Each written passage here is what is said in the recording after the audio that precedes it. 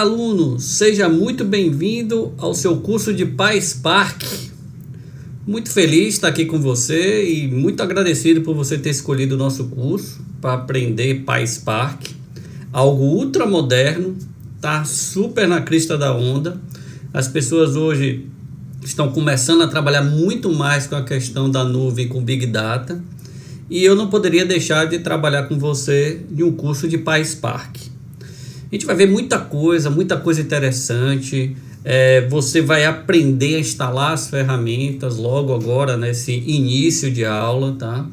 E depois você vai começar a trabalhar com os scripts em PySpark. A ideia não é você aprender Python, não é essa. A ideia é que a gente entenda como funciona o PySpark, execute ações dentro do PySpark, que eu possa te mostrar como é que funciona essa estrutura dentro do Spark. E aí você vai entender o mundo do Spark, né? A ideia é exatamente essa. Essa primeira aula a gente vai fazer uma introdução muito legal para que você se sinta confortável. Bem, vou falar um pouquinho do PySpark, né? Quais são as situações, onde é que ele se baseia, para que você possa entender. Na verdade, o PySpark é uma biblioteca dentro do Spark, tá? Possui a linguagem Spark para executar o aplicativo Python. Então, é uma biblioteca que a gente vai carregar, tá? Que está lá dentro, inclusa no Spark. E você vai poder criar os softwares, criar os scripts dentro do Spark de uma forma bem simples, bem tranquila.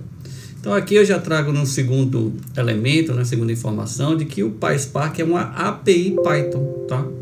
Então, na verdade, ela já está inclusa. O Spark ele tem uma série de linguagens, Scala, Java, SQL, e o Python é o que vem se destacando em todos esses anos, né? Todas as empresas vêm trabalhando muito com o Python. E a gente vai entender um pouco do que é o Apache Spark, que na verdade ele vai fazer o processamento de tudo isso. Ele é que vai controlar, ele vai distribuir essa carga de dados, esses scripts, né? Do que a gente chama lá de cluster, você vai entender, e os seus nós. Então o Apache Spark ele é um ambiente que gerencia tudo isso. E o Python é a linguagem que está dentro de uma API, que é a API do PySpark, tá? É uma API Python. E uma coisa bem importante que você tem que entender é que a gente vai precisar muito do Java para poder executar todo esse ambiente. Então a gente vai ter que instalar o Java. Você tem que se preparar aí para fazer uma série de instalações. E preste bastante atenção nessas instalações, porque vai ser crucial para funcionar tudo que a gente vai trabalhar nessa aula, ok? Faça com bastante critério, bastante cuidado. Eu já trago sites importantes. Esses sites são sites que a gente vai baixar todo o conteúdo, todos os produtos que a gente vai trabalhar. Então a gente vai trabalhar não com Python nativo, a gente vai trabalhar com Anaconda, vou explicar. O Anaconda ele já vem com a distribuição Python embutida e uma série de bibliotecas para machine learning, para gráficos, então ele já vem tudo pronto. Se a gente fosse trabalhar simplesmente com Python puro, você teria que instalar tudo do zero. Então hoje ninguém mais faz isso. Então todo mundo hoje trabalha muito focado no Anaconda. Então o Anaconda ele já traz essa estrutura. Você vê bem simples, bem tranquilo. Aí a gente vai abaixar o Spark, você vai instalar o Spark, ok? Vai instalar. E a gente vai baixar o Java JDK para poder trabalhar com isso, certo? Então este será o seu ecossistema. Então você vai trabalhar com esses três produtos. Esses três produtos vão se conversar e vão facilitar o seu aprendizado em PySpark, ok? Então, como eu já venho falando, já venho te dizendo, esse é o ecossistema super, ultra, power importante que nós vamos ter que instalar para poder utilizar o PySpark. Então, tem que instalar o Apache Spark, tem que instalar o Anaconda e tem que instalar o Java. Sem eles, eu não consigo trabalhar, né, com plenitude, ok? Eu vou utilizar a instalação de uma máquina virtual. Você também pode fazer isso, tá? Ou você pode instalar no seu computador, onde você esteja. Fique bem tranquilo a isso, certo? Bem, vamos falar um pouquinho do PySpark, né?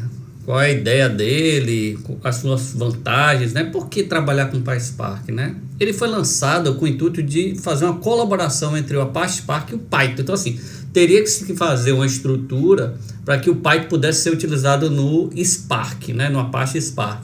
Então foi desenvolvida uma API para isso. Então essa API está lá, residente, né? É claro, a gente vai fazer a instalação e você vai estar tudo dentro do Anaconda. E aí a gente faz a conversação junto com o Spark, que faz o gerenciamento de tudo que você vai trabalhar com os scripts, gravar arquivos. Então o Spark faz esse gerenciamento. Possui uma série de vantagens você utilizar essa API, tá? Ele possui uma distribuição, ele permite com que você trabalhe junto com o Spark em memória, né? Fazendo com que haja um processamento de forma eficiente. E a característica distribuída é que você vai ver que você pode executar em paralelo as ações, tá? Essas ações podem ser executadas em paralelo. Você pode usar o PySpark para processamento em Hadoop. Tem muito folclore nessa questão de dizer assim, se eu uso Spark, eu não uso o Hadoop. Veja bem, o Hadoop aqui, ele não está no sentido de trabalhar com processamento. O Hadoop aqui, ele está no sentido de armazenamento, HDFS, Hadoop File System. Então a estrutura do Hadoop precisa ser instalada, porque ele é eficiente, muito utilizado no planeta inteiro, e a gente vai utilizar ele junto com o Spark. O Spark vai fazer toda a distribuição do processamento e vai gravar no Hadoop. Você pode utilizar também a AWS S3 e outros sistemas de arquivo que você vai utilizar. Então ele é flexível, a API consegue navegar por esses caminhos. Ele possui diversas bibliotecas dentro dessa estrutura do PySpark, né? A gente vai ver alguns módulos, eu vou mostrar aqui. E aí você vai poder fazer uma estrutura para aprendizagem de máquina, você fazer machine learning e fazer uma série de gráficos que você vai poder conseguir construir aqui gráficos muito bem utilizados. Para quem já trabalha com machine learning, trabalha com a estrutura de linguagens, né, para a ciência de dados, é fantástico você trabalhar com a estrutura do PySpark. E geralmente essas aplicações em PySpark são 100 vezes mais rápidas que outras aplicações em outras linguagens. Então assim, você vai estar trabalhando com algo que é realmente muito utilizado no mundo e algo que as pessoas vêm querendo aprender, querendo trabalhar, querendo desenvolver. Essa estrutura de Python cresceu muito em todo o planeta, em diversas empresas, tá? Bem, eu trouxe um gráfico aqui só para a gente esquematizar como é que funciona isso internamente, como é a arquitetura, né, que o PySpark vai fazer para funcionar. Então eu coloquei aqui, primeiro eu vou falar, depois eu vou explicar essa figura que eu coloquei, né? Toda a execução dos scripts, todo o script que você cria é realizado dentro da parte Spark. Isso a gente já está sabendo, já estou conversando aqui com vocês, já estou explicando. É a chamada arquitetura mestre-escravo, ok? Um manda, o outro obedece, né? Tem essa, vamos dizer, tem essa simbologia. Então, todo o processamento dentro do ambiente é distribuído no que a gente chama de cluster. Cluster que faz o gerenciamento dessa distribuição, tá? Eles se conversam o tempo todo, tanto mandando como retornando. Há uma sequência dessa distribuição, né, desse processamento, onde ele faz toda essa interligação com os chamados nós. Esses nós aqui, podem ter mais de um, é que está a questão do distribuído. Então ele vai distribuir no processamento para que seja rápido, para que seja veloz, né, e fazer a execução de todos os seus scripts. Então aqui eu tenho um script, vamos dizer assim, um contexto de script, mando para o cluster, e o cluster distribui. Então vou mandar para esse nó aqui, execute um pedaço, vou mandar para esse outro, execute outro pedaço.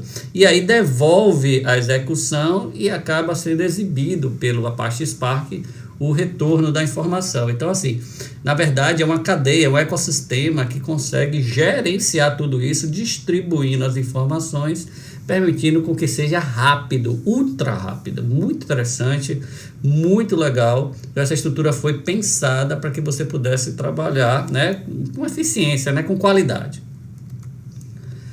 Vou falar um pouquinho do Apache Spark. O Apache Spark, ele é o mecanismo hoje mais utilizado no mundo para Big Data, tá? O Big Data, como você queira, né? E aprendizado de máquina, né? Ele é utilizado hoje em grandes corporações. Se utilizava muito para essa estrutura distribuída, operacional, de processamento, o Hadoop também.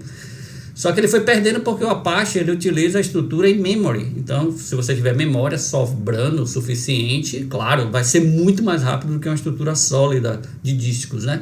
Mas hoje a gente usa o Hadoop como file system, né? Para que ele possa armazenar e guardar, é muito eficiente o HDFS. E eles trabalham em conjunto, mas como operação, como processamento, como distribuição, o Apache ganha do Hadoop.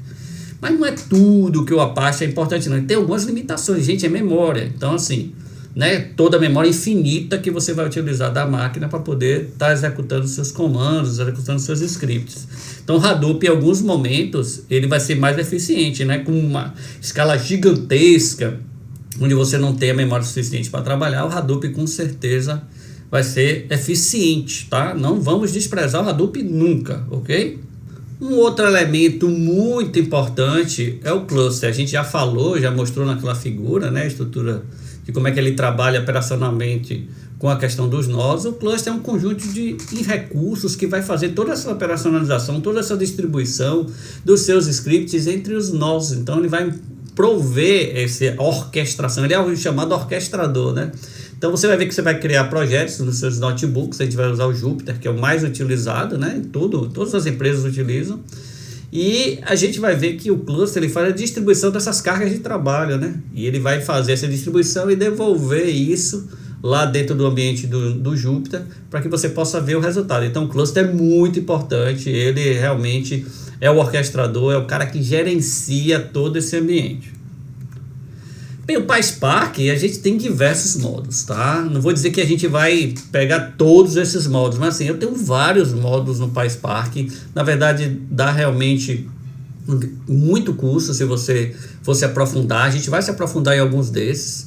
Então, PySpark RDD, eu vou explicar, o DataFrame SQL, a parte de stream, a parte de Machine Learning, ele tem gráficos, então, estrutura gráfica e de recursos, de ambiente, né?